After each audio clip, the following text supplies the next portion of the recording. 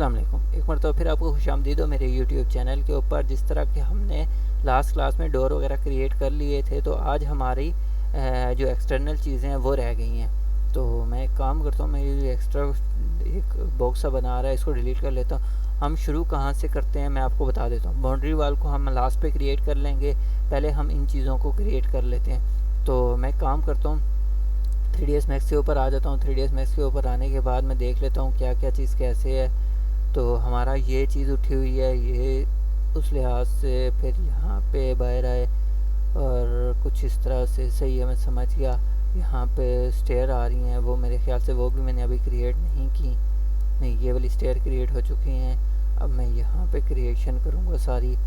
तो अब मैं क्या करूँगा, पहले ये एरिया क्रिएट करता हूँ जिस तरह के इसमें हुआ है, तो उसके बाद फिर वापस हम चलेंगे आगे। तो मैं आ जाता हूँ सबसे पहले अपने स्केचअप के ऊपर।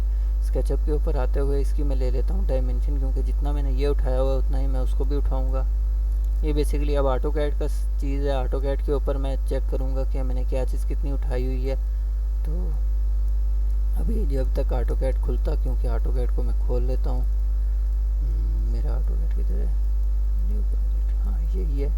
तो इसको मैंने खोल लिया। उतनी देर में हम इसकी इस एरिया को हम क्या कर लेते हैं, क्रिएट कर लेते हैं। बेसिकली यहाँ से थोड़ा सा बाहर, फिर आ गया हमारा बिल्कुल सीधा इस डायरेक्शन में।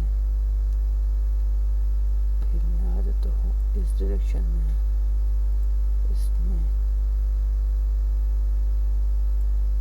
ये हो गया। इसको मैं कर लेता हूँ चेंज। अब मैं आगे आ जाता हूँ, वापस मैंने पेंसिल ली, यहाँ से एक लाइन शुरू की, यहाँ पे लाई। अब ये देखें, इस तरह से जब गड़बड़ होती है तो उस टाइम आप देख लिया करें, क्योंकि आपका पॉइंट अगर सही नहीं पकड़ा होगा तो लाइन कभी सही नहीं लगेगी। बाहर से कर लेता हूँ पहले मैं, यहाँ से लेके यहाँ तक, फिर हम आगे यहाँ पे, यहाँ पे, यहाँ पे और यहाँ पे, यहाँ पे। कोई पॉइंट छूट गया, इस वजह से ये अभी डार्क नहीं कर रहा इसे, तो मैं इसको देख लेता हूँ। अब ये देखें, जिस तरह अभी ये मसला कर रहा है, अगर तो कोई इतनी बड़ी टेंशन की ज़रूरत नहीं है। आप सिंपली रेक्टेंगल लें और यहाँ से लेकर यहाँ तक रेक्टेंगल क्रिएट करें, और यहाँ से लेकर भी यहाँ तक एक रेक्टेंगल क्रिएट कर लें। ये आसान तरीका है। कोई इसको भी आप 6 इंच उठा लें और इसको भी आप 6 इंच उठा लें। तो अब ये देखें, ये आपके पास पार्ट्स में आ रहा है। तो मैं काम करूँगा, इसको मैं हाथ के हाथ यहाँ से इस लाइन को इरेज कर लूँगा, इसको भी इरेज कर लूँगा, ताकि ये पूरे का पूरा एक पार्ट बन जाए। तो ये देखें, अब हम क्या करेंगे, अब हम यही वाला टेक्सचर कर लेते हैं इसके ऊपर। तो कैसे करेंगे, तो मटेरियल को मैं कर देता हूँ बंद। तो अब मैं आ जाता हूँ किसके ऊपर, मटेरियल की जगह पे मैं आ जाऊँगा, यहाँ से सिलेक्ट करते हुए कि हमें मटेरियल नहीं चाहिए, हमें क्या चाहिए, कंपोनेंट भी नहीं चाहिए, हमें कलर शेड चाहिए। तो इसमें कलर शेड मैं कहाँ से लाऊँगा, मैं आपको दिखा देता हूँ। तो इसको कर लेते हैं बंद, इसको भी कर लेता हूँ बंद। मुख्तलिफ़ चीज़ें आती हैं इसमें, मैं आपको वो बेसिकली दिखाना चाह रहा था। ये देखें, तो फ़िलहाल मैं इसको फ़िलहाल छोड़ देता हूँ। ये हमारे पास ये देखें ग्लास आ चुका है। तो मैं काम करता हूँ, मैं ले आता हूँ किस चीज़ को, टूल के ऊपर गया और मेरा एडवांस टूल में स्टैंडर्ड, मैं एक चीज़ चाह रहा हूँ कि मुझे जो कलर भी चाहिए मैं सिंपली उस कलर को पकड़ के उस दूसरे कलर के ऊपर कर सकूँ किसी भी जगह के ऊपर। तो बेसिकली मेरा ये एक कॉन्सेप्ट है जिसकी वजह से मैं ये चीज़ चाह रहा हूँ। तो मैं जो चीज़ें हिडन हुई हैं मैं उनको देख लेता हूँ कि मेरे पास टूल के ऊपर भी आ सकता हूँ मैं, पुश एंड पुल। ये देखें, जो टूल आपको यहाँ पे नज़र आ रहे हैं वही चीज़ें आपको यहाँ पे नज़र आ रही हैं। तो आप यहाँ से भी चीज़ को कर सकते हैं अगर आपको कोई चीज़ नहीं मिल रहा।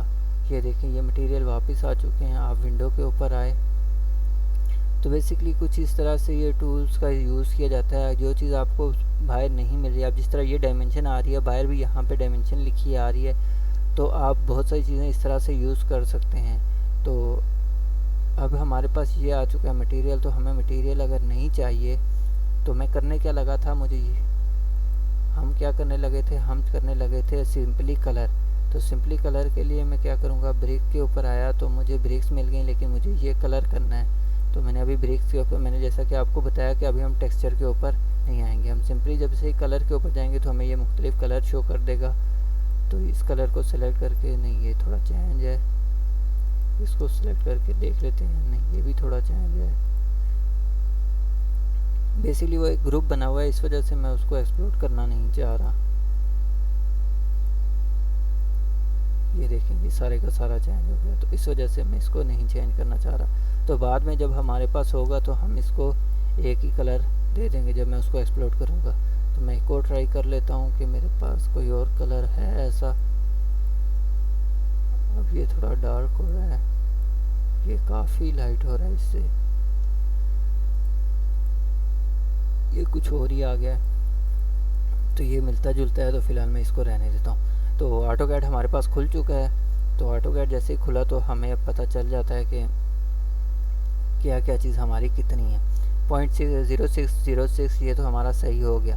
अब हम आ जाते हैं इसके ऊपर, ये हमारा 00 है, इसको फ़िलहाल रहने देते हैं। ये तो हमने एक रेक्टेंगल ही क्रिएट करनी है, इसके अलावा कुछ भी नहीं करना।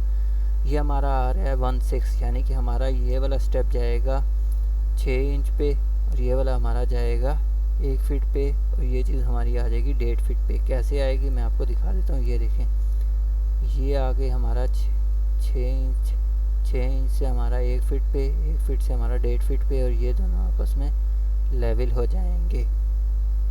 तो मैं आ जाता हूँ यहाँ पे और ले लेता हूँ मैं अपनी, पहले पेंसिल ले लेता हूँ, क्योंकि पहले बाहर वाला स्टेप को क्रिएट कर लेता हूँ ताकि वो मसला ना करे।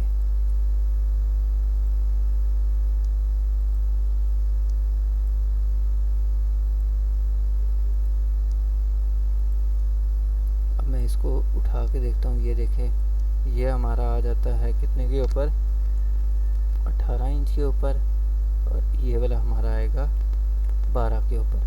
तो हमारे ये कुछ स्टेप बनेंगे। तो स्टेप के बाद हम क्या करेंगे, अब मैं आपको दिखा देता हूँ। मैंने इसको कलर कौन सा दिया हुआ है मैं देख लेता हूँ 3ds मैक्स पर, जो हमने अंदर दिया हुआ है। बेसिकली हमने ये कलर ही दे देते हैं इसको, ताकि हमारी ड्राइंग एज इट इज़ एक जैसी ही रहे।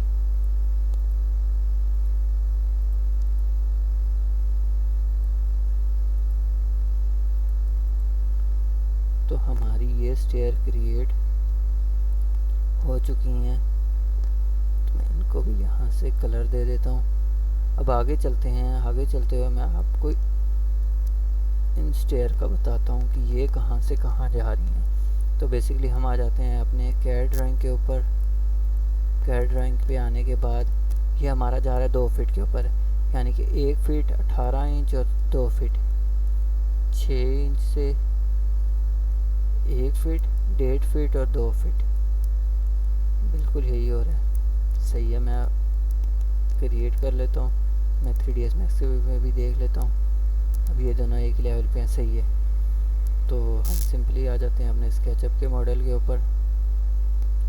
मॉडल के ऊपर आने के बाद मैं यहाँ पे आया, और अब मैं शुरू करूँगा रेक्टेंगल से काम को। यहाँ से लेकर यहाँ तक की पहली रेक्टेंगल हमारी आ चुकी है, दूसरी और तीसरी। तो पुश एंड पुल पे आया, और इसको हम उठा लेते हैं 12 इंच, इसको हम उठा लेते हैं 18 इंच, और इसको हम उठा लेते हैं 6 इंच, और यानी कि 20 इंच। तो अब हम सिंपली वही पेंट लेंगे जो हमने स्टेयर के ऊपर की है। ये देखें, तभी मैंने छोड़ा हुआ था ताकि मैं सैम कर सकूं, ये ना हो कि इसमें अलग अलग हो जाए। तो हम अब आ जाते हैं रोटेशन के ऊपर। रोटेट करके सिंपली वही पेंट लूँगा। पेंट लेने के बाद मैं इस पे पेंट करता जाऊँगा। तो मुझे तो ये लाइनें तंग नहीं कर रही। अगर आप कोई थोड़ा वो हो तो आप इन लाइन को डिलीट कर सकते हैं, जैसा कि मैंने आपको दिखाया था। मैं आपको करके भी दिखा देता हूँ। ये देखिए, तो बेसिकली कोई इतना बड़ा, ये देखो वापस हो गया कलर। तो आज की क्लास में इतना ही। तो कल से, हाँ, कल हम जो बाकी चीज़ें रहती हैं उनको क्रिएट करेंगे। अपना बहुत सारा ख्याल रखिएगा। अल्लाह हाफिज़, टेक केयर।